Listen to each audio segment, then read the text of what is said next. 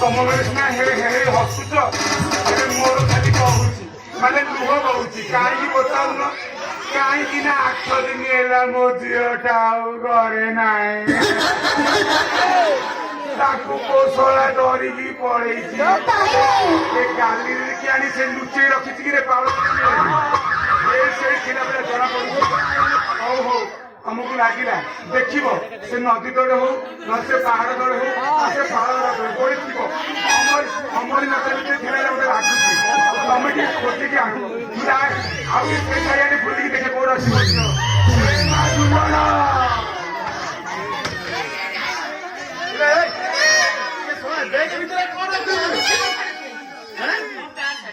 ମୁଁ ବହି ବହି ପୁରା ବଙ୍କା ହେଇଗଲି।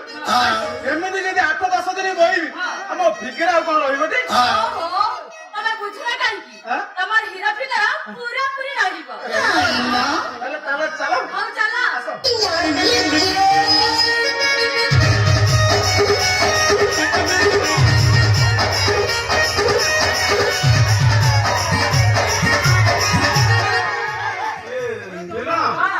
ବାପା ଘରେ ଗଲେ କାହିଁ ଆଉ ଦେଖାଯାଉନାହାନ୍ତି?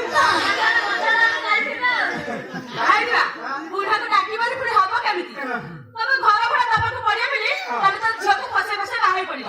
ଆଉ ଏଥର ବୁଢାକୁ ଡାକ ଡାକ।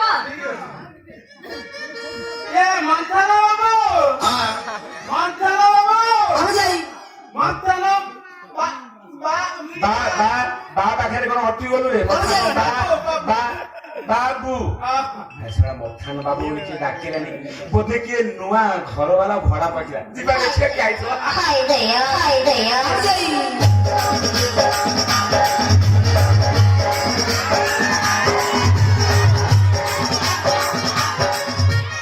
আবে হে তু আরে তু পরা সেদিন ମୋ ଝିଅକୁ ଟଣ ଅଟରା କଲୁ ବୋଲି ତୋତେ ନଙ୍ଗା ହେଇ ବାଡିଥିଲି। ଆଜି ଆଉ ଥରେ କଣ ପଳେଇ ଆସିଲୁ? ଦେଖୁନ ସିଆଡେ ଦେଖ। ଆରେ ଇଏ କିଏ କିରେ? ଇଏ ମୋ ୱାଇଫ। ଇଏ ତ ୱାଇଫି। କୋଉଠୁ ଆଣିଲୁ କିରେ? ଏଠି ଗୋଟେ ବୁଲୁଥିଲା ଧରି ପଳେଇଲୁ ନଦୀ ଆଡୁ ନା କଣ? ଗୋଟେ ପାଇଗଲି ତ ଧରି ପଳେଇଲି।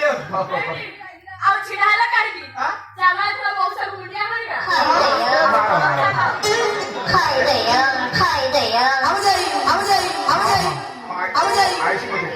ଆର ବର୍ଷକୁ ଏତେବେଳୁ 3ଟା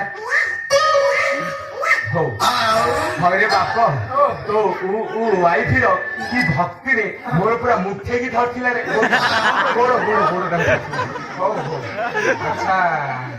ଆଲୋ ମା ତୋ ନାଁ କଣ କିଲୋ? ମୋ ନାଁ ହଉଛି ଝୁଲଣ। ଝୁଲଣ?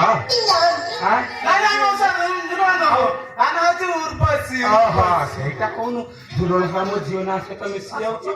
ଆଚ୍ଛା ମା ତୋ ବାପା ନାଁ କଣ କିଲୋ? ମୋ ବାପା ନାଁ ହଉଛି କୌଶଳା ଏମିତି ନାଁ ଦେଇଥିଲା।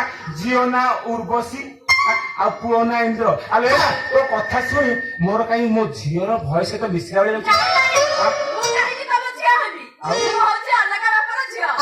ମୋ ନାଁ ହଉଛି ଉର୍ବଶୀ। ଅଲଗା ବାପାର ଝିଅ। ମୁଁ ଶଳା ଭାବୁଥିଲି ମୋ ଝିଅଟା ଟୋନଟା ଟିକେ ମିଶିଲା ତ ମୁଁ ଭାବୁଥିଲି ମୋ ଝିଅ ବୋଲି। ଆଚ୍ଛା ବାପ ବାହାରି ପଳେଇ ଆସିଲେ ଭଲ ଭଲ କରିଥିଲେ କିନ୍ତୁ ମୋର ଟିକେ ସନ୍ଦେହ ହଉଛି ରେ ବାପ। ଆରେ ମୋ ଝିଅଟା 8 ଦିନ ହେଲା ଘରେ ନାହିଁ। ଏତେ ଆଦରରେ ଘୋଡା ଘୋଡି ଲୁଚେଇକି ରଖିଥିଲି। ତା ବିନା ମୁଁ ନ ଖାଇ କଣ୍ଟା ହେଇଗଲିଣି। ମୁଁ ଟିକେ ଟେକିକିରି ଦେଖିବି। ତମେ କାହିଁକି ଦେଖିବ? କଣ ପାଇଁ ଦେଖିବ? ଏ ମା ଲୋ ଇଏ କଣ ଟେକା ଟେକି କଥା କହିଲେଣି? ମଉସା ଟିକେ କୋଉଟା ଟେକିକି ଦେଖିବୁ? କୋରୋନା କାଢି ମୁହଁଟା ଟିକେ ଦେଖି। ନାଇଁ ମଉସା ସେ ମୋ ବିନା କାହାକୁ ଦେଖେଇବନି। ମୋ ବାପା ଆଗ ସହିତ ଘନିଷ୍ଠ କରିଥିଲେ। ଇଏ ତ କେବେ ମୋ ମୁହଁ ଦେଖିନାହାନ୍ତି। ଛାଡ ତମେ ତ ବାହାର ଲୋକ। ମୋ ବାପାକୁ ସବୁବେଳେ ଏମିତି ଘୋରି ଘାଡ଼ି ହେଇ ରହ। ଯେମିତି କେହି ନ ଦେଖନ୍ତୁ। ମୁଁ ବି ସେମିତି କହୁଥିଲି ବାପ ତତେ ଯଦି ସେ ଟେକିକି ଦେଖଉଛି ମତେ ଟିକେ ଦେଖେଇ ଦଉଛି। ମୁଁ ଦେଖିବି ପଇସା ନବା ଘର ଭଳିଆ ଦେବ। ତମେ କହିଥିଲ ୱାଇଫି ଆଣିବ। ମୁଁ ତ ୱାଇଫି ଆଣିଛି।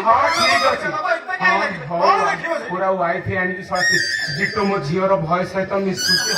ଘର ଦେବି ଯେ କଣ୍ଡିସନଟା ମନେ ଅଛି ତ? ଠିକ ଟାଇମରେ ଭଡା 1 ଟାଇମ ଛଡା ହେଲେ ଆଉ ଗୋଟେ ଧରିକି ଆସିଲୁ ଟାଙ୍କି ଆହୁରି ଫୁଲ ହେଇଯିବ। ଆମ ଶାଶୀ ଝାଡା ଯାଏନି। ଝାଡା ଯାଏନି ସେ କଣ ଖାଏନି କି? ଖାଏ ହଁ। ତାର ଉଗ୍ର ମାନେ ଯାହା ଖାଏ ପାଟି ଆଡୁ ବାନ୍ତି କରି। ଆରେ ଏଇଟା କଣ କରି ଯାହା ଖାଉଛି ତଳାରେ ଯାଉନି ଆଉ ସବୁ ଉପରେ ବାନ୍ତି କରି ଖାଇଦଉଛି। ଆଉ ପୂର୍ବ ପୁରୁଷ କଣ କୁମ୍ଭୀର ଥିଲେ କି ରେ? ମଉସା ଓଲୋ ଭଲ ହବ ତମ ଟାଙ୍କି ଆଉ ତମ ଭର୍ତ୍ତି ହବନି। ଆଚ୍ଛା ମଉସା ହଁ ମାନେ ମୁଁ କଣ କହୁଥିଲି କି କଣ କହୁଥିଲୁ? ତମ ବାଡିରେ ଯୋଉ ଲେମ୍ବୁ ଗଛ ଥିଲା ସେ ଲେମ୍ବୁ ଗଛ ଅଛି ନା ନାଇଁ? ମାନେ କଥା କଣ କି ମତେ ବାନ୍ତି ହେଲେ ଶୁଙ୍ଘିବା ପାଇଁ ଭାରି ଭଲ ଲାଗେ। ତୁ ଏମିତି ପଚାରି ପାରିବୁ ନା? ନାଇଁ ଯେ ହଁ ଯେ ତୁ ପଚାରି ଦେଲୁ ଯେ ଶଳା ଆମ ବାରି କାଲି ଲେମ୍ବୁ ଗଛ ଅଛି ବୋଲି ତୁ କେମିତି ଜାଣିଲୁ? ମଉସା କିଏ ମତେ କହୁଥିଲେ? ଓହୋ ଯୋଉ 15 ଦିନ ଆସିକି ରହିଲେନି କି? ହଁ ହଁ ତମ ବାରିପଟେ ଲେମ୍ବୁ ଥିଲା ବୋଲି ମୁଁ କହିଦେଇଛି। ସବୁ କଥା କହିଦେଇଛୁ ତାକୁ ଆମର ଲେମ୍ବୁ ଅଛି ବୋଲି କହିଦେଇଛୁ।